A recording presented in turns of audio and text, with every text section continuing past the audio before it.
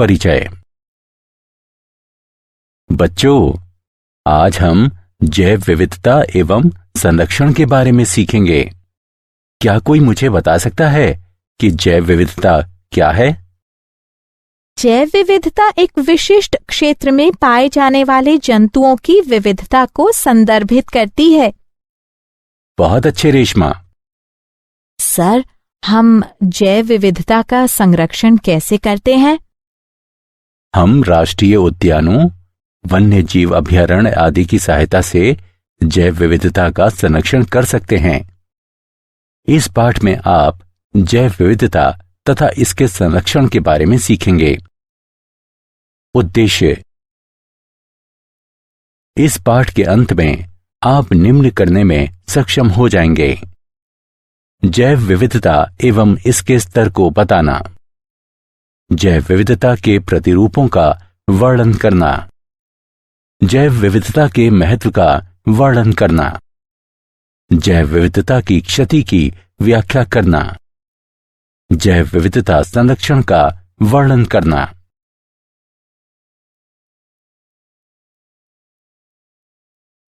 जैव विविधता। जैव विविधता को दिए गए समय में दिए गए स्थान पर विभिन्न प्रकार के जीवों की विस्तृत श्रृंखला के अस्तित्व के रूप में परिभाषित किया गया है। जैव विविधता में 3 सोपानिक स्तर शामिल हैं: आनुवंशिक विविधता, जातीय विविधता और पारिस्थितिकीय विविधता।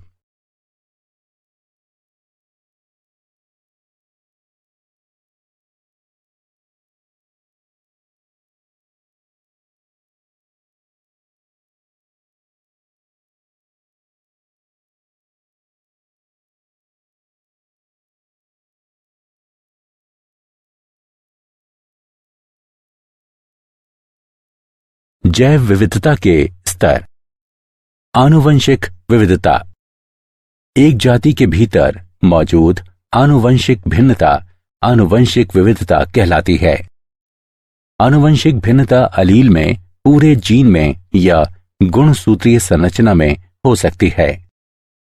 जातीय विविधता। जातीय विविधता के 2 महत्वपूर्ण मापदंड हैं: जाति प्रचुरता। इसे प्रति इकाई क्षेत्र जातियों की संख्या के रूप में परिभाषित किया जाता है। जाति संतुलितता। ये सापेक्ष प्रचुरता को संदर्भित करती है, जिसके साथ प्रत्येक जाति को एक क्षेत्र में दर्शाया जाता है। पारिस्थितिकीय विविधता। पृथ्वी पर पाए जाने वाले विशिष्ट जैविक समुदायों की विविधता पारिस्थितिकीय विविधता कहलाती है। पृथ्वी तथा भारत में कितनी जातियां यानी स्पीशीज हैं? International union for conservation of nature के अनुसार पादप तथा जंतु प्रजातियों की कुल संख्या 1.5 मिलियन से अधिक है। जीविका, स्वास्थ्य, कल्याण तथा मनोरंजन हेतु मनुष्यों के लिए जैव विविधता बहुत महत्वपूर्ण है। उदाहरण के लिए, मानवता अपना सभी कुछ भोजन, चिकित्सा और औद्योगिक उत्पाद जैव विविधता के घटकों से प्राप्त करती है। वैश्विक जैव विविधता का प्रतिनिधित्व।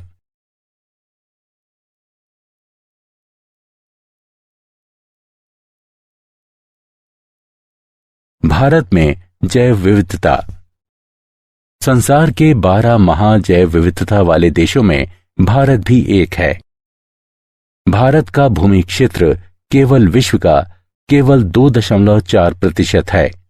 इसकी वैश्विक जातीय विविधता 8.1% है।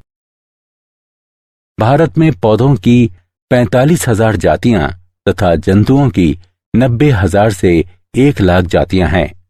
वास्तव में अभी कई जीवित जातियों की खोज तथा नाम दिए जाने की आवश्यकता है।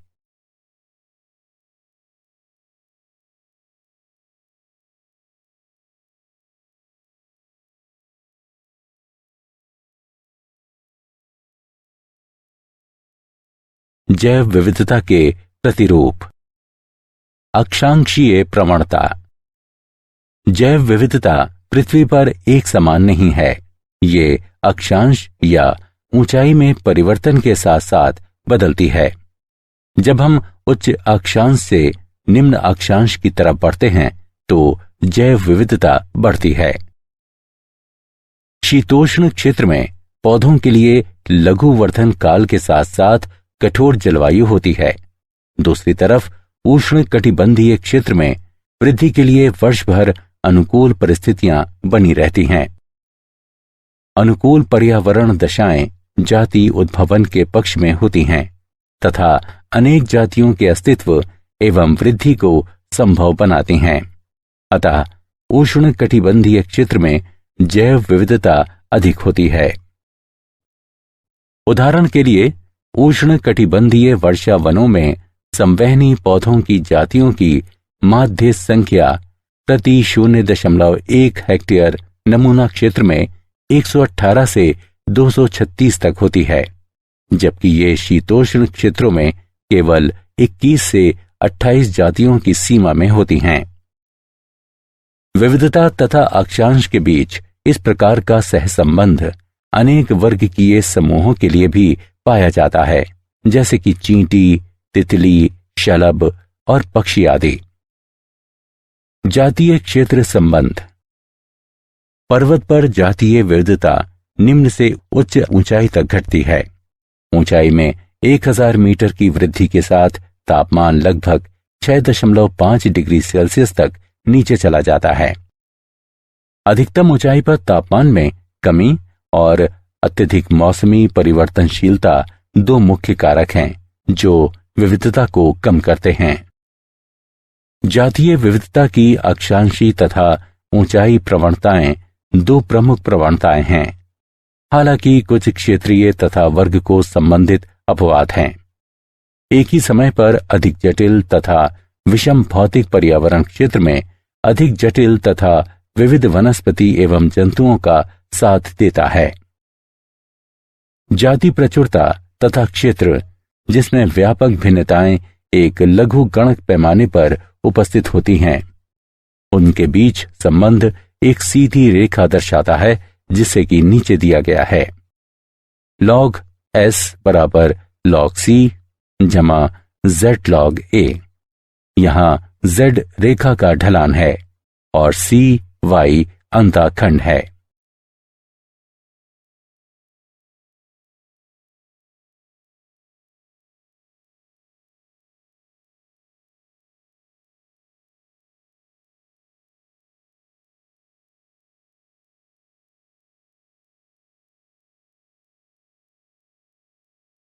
पारितंत्र के लिए जातीय विविधता का महत्व।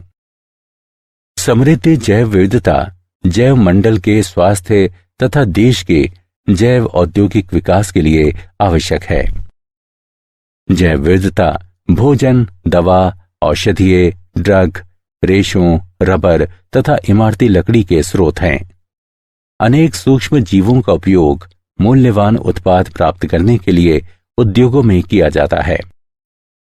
आधुनिक कृषि जैव विविधता का 3 प्रकार से उपयोग करती है। नई फसलों के स्रोत के रूप में, उन्नत किस्मों के प्रजनन के लिए एक स्रोत सामग्री के रूप में तथा नए जैव निम्ननी कीटनाशकों के स्रोत के रूप में। पारितंत्र के लिए जातीय विविधता का महत्व। जैव विविधता के अनेक औषधीय उपयोग हैं। कुछ पादप आधारित पदार्थों को मूल्यवान औषधियों में विकसित किया जाता है। मॉर्फिन, जिसका उपयोग दर्द निवारक के रूप में किया जाता है, पेपेवर सोमनिफेरम से प्राप्त की जाती है। क्विनीन, जिसका उपयोग मलेरिया के उपचार में किया जाता है, सिनकोना लेडगेरियाना से प्राप्त की जाती है। जैव विविधता का अत्यधिक सौंदर्यपरक महत्व भी है। पर्यावरणीय पर्यटन, पक्षियों को निहारना, वन्यजीव, जानवरों को पालना, बागवानी करना आदि जैव विविधता के सौंदर्यपरक पुरस्कारों के कुछ उदाहरण हैं। जैव विविधता की क्षति। मानव क्रियाकलाप जैव विविधता के लिए बड़े खतरे हैं। जातियों के विलोपन तथा परिणाम स्वरूप जैव विविधता की क्षति को बढ़ावा देने वाले महत्वपूर्ण कारक हैं। आवासीय क्षति तथा विखंडन, अतिदोहन, विदेशी जातियों का आक्रमण तथा सहविलुप्तता। आवासीय क्षति तथा विखंडन। आवासीय क्षति जैव विविधता का प्राथमिक खतरा है। प्राकृतिक वास जो प्राकृतिक वनस्पति तथा जंतुओं की रक्षा करते हैं, मानव बस्तियों, बांधों, जलाशयों, फसल भूमि तथा चारागाहों में परिवर्तित होते जा रहे हैं। वन उन्मूलन के कारण जंतु आश्रय तथा भोजन से वंचित होते जा रहे हैं। इससे अनेक जातियों की समष्टि घटती जा रही है। वनोन्मूलन के कारण कुछ वन्य जीवों की जनन क्षमता में गिरावट भी आई है, क्योंकि उनकी स्वच्छंद गतिविधि का क्षेत्र घट गया है। प्रवासी जंतु भी वनोन्मूलन से प्रभावित होते हैं, क्योंकि उनके मार्गों में बाधा आ जाती है। आवास खंडन एक पारिस्थितिकीय प्रक्रिया है, जिसमें आवास का एक बड़ा टुकड़ा आवास के छोटे छोटे खंडों में विभक्त कर दिया जाता है। प्रायः इस प्रक्रिया का कारण मानव क्रियाकलाप हैं। अतिदोहन। जातियों का अतिदोहन आनुवंशिक विविधता की क्षति तथा पारस्परिक प्रभाव वाली जातियों की व्यष्टि तथा समूह दोनों की जातीय प्रचुरता में क्षति का कारण है। अतिदोहन में अत्यधिक मछलियों का शिकार करना तथा अधिक फसल काटना शामिल हो सकते हैं।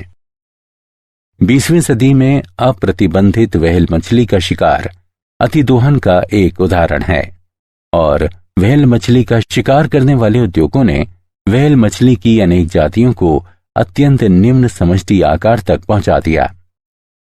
मनुष्यों ने समुद्री मछलियों का शिकार किया। समुद्रों के प्रचुर संसाधनों के कारण यह कभी नहीं लगता था कि समस्या उत्पन्न होगी। बढ़ती मानव समष्टि के कारण भोजन के स्रोत के रूप में समुद्र की मांग बढ़ी है। विदेशी जातियों का आक्रमण। बाहरी जातियां जिन्हें उस स्थान पर लाया जाता है जहां वे पहले नहीं रहती थीं, आक्रामक जातियां कहलाती हैं। आक्रामक जातियां प्रकृति का संतुलन बिगाड़ देती हैं। लंबे समय तक आबादित रूप से रहने के बाद बाहरी जातियों के साथ प्रतिस्पर्धा करने में असमर्थ स्थानिक यानी देशज जातियां प्रायः बाहर निकाल दी जाती हैं या मार दी जाती हैं। अनेक मछलियों की जातियां जैसे कि ब्लू गिल सनफिश और स्मॉल माउथ बॉस, इन दोनों को पूरे पश्चिमोत्तर अमेरिका में व्यापक रूप से लाया गया था, जहां वे उभयचर समष्टियों के लिए गंभीर खतरा पैदा कर रही हैं।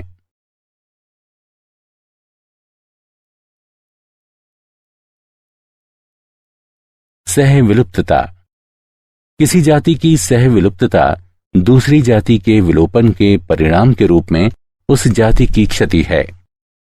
उदाहरण के लिए, जब एक पोषक मछली विलुप्त हो जाती है तो उस मछली पर रहने वाले सभी सूक्ष्म जीव भी विलुप्त हो जाते हैं।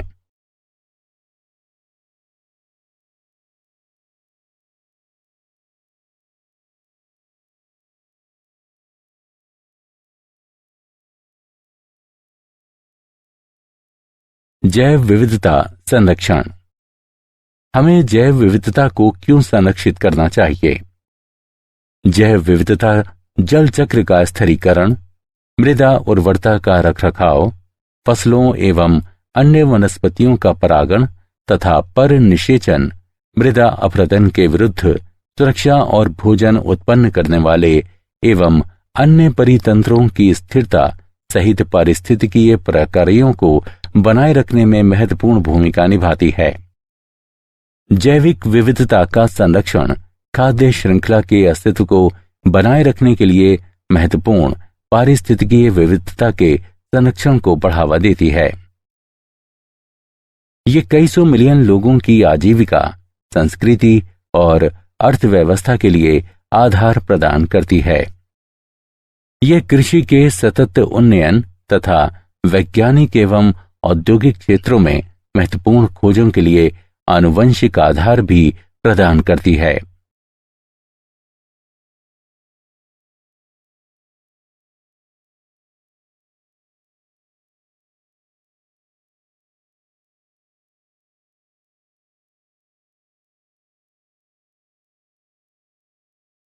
जैव विविधता को हम कैसे संरक्षित करें? भारत समृद्ध जैविक विविधता वाला देश है और इसने वैश्विक जैव विविधता में काफी योगदान दिया है। भारत फसलीय पौधों की 167 खेती की जाने वाली जातियों तथा 320 वन्य संबंधित जातियों का देश है। विभिन्न जैव विविधता प्रबंधन तंत्र स्वस्थाने एवं वाह्यस्थाने दोनों संरक्षण कार्यक्रमों में शामिल हैं। स्वस्थाने संरक्षण में जंतुओं एवं पादपों की उनके प्राकृतिक आवास में सुरक्षा स्वास्थाने संरक्षण कहलाती है। स्थापित प्राकृतिक आवास हैं राष्ट्रीय उद्यान एवं अभयारण्य, जीव मंडल आरक्षित बायोस्फीयर रिजर्व, प्रकृति आरक्षित आरक्षित तथा सुरक्षित वन, परिरक्षण प्लॉट तथा आरक्षित वन। पहली पहल 1936 में कार्बेट राष्ट्रीय उद्यान की स्थापना थी। ये कानून द्वारा पूरी तरह से संरक्षित है। पार्क में जलाने वाली लकड़ी बीनना और जानवरों को चराना जैसे मानव क्रियाकलाप की अनुमति नहीं है। अभयारण्य भी संरक्षित हैं, लेकिन इनमें कुछ मानव क्रियाकलापों की अनुमति दी गई है। स्वस्थाने संरक्षण जीव मंडल रिजर्व संरक्षित क्षेत्रों की एक अन्य श्रेणी है। उस बड़े क्षेत्र को जीव मंडल रिजर्व घोषित किया जाता है जहां वन्य जीवों की सुरक्षा की जाती है, लेकिन रिजर्व के भीतर स्थानीय समुदायों को रहने और पारंपरिक गतिविधियां करने की अनुमति होती है। भारत सरकार ने 7 जीव मंडल रिजर्व स्थापित किए हैं। नोकरेक, नीलगिरी, नमदाफा, नंदा देवी, सुंदरवन, ग्रेट निकोबार तथा मन्नार की खाड़ी। जैव विविधता हॉटस्पॉट जैव विविधता हॉटस्पॉट पृथ्वी का वह क्षेत्र होता है जहां जैविक विविधता बहुत अधिक होती है और आवास क्षति, जलवायु परिवर्तन या व्यापक जाति क्षति के कारण गंभीर खतरा भी होता है। दुनिया में 34 हॉटस्पॉट हैं। भारत में 3 जैव विविधता हॉटस्पॉट हैं। वे हैं पश्चिमी घाट, हिमालय और भारत बर्मा क्षेत्र।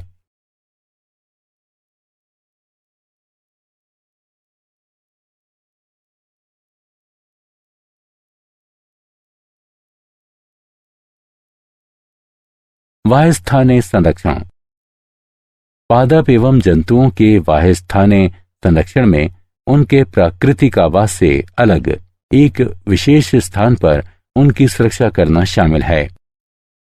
उदाहरण के लिए जंतु उद्यान, वनस्पति उद्यान।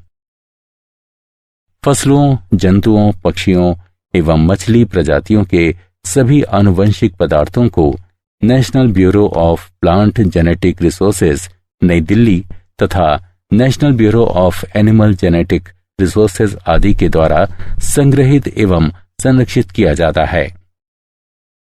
जब हम जाति को उसी आवास पर पुनः लाते हैं जहां से ये विलुप्त हो गई थी, तो ये वाह्यस्थाने संरक्षण का एक अन्य रूप होता है। उदाहरण के लिए गंगा नदी में पाए जाने वाले घड़ियालों को उत्तर प्रदेश, मध्य प्रदेश और राजस्थान की नदियों में पुनः लाया गया जहां ये विलुप्त हो गए थे। क्या आप जानते हैं, हमारे माननीय प्रधानमंत्री श्री मनमोहन सिंह ने द हैदराबाद प्लेज की शुरुआत की और कहा कि उनकी सरकार भारत में जैव विविधता संरक्षण हेतु संस्थागत तंत्र को मजबूत बनाने के लिए $50 मिलियन का अनुदान देने का निर्णय लिया है।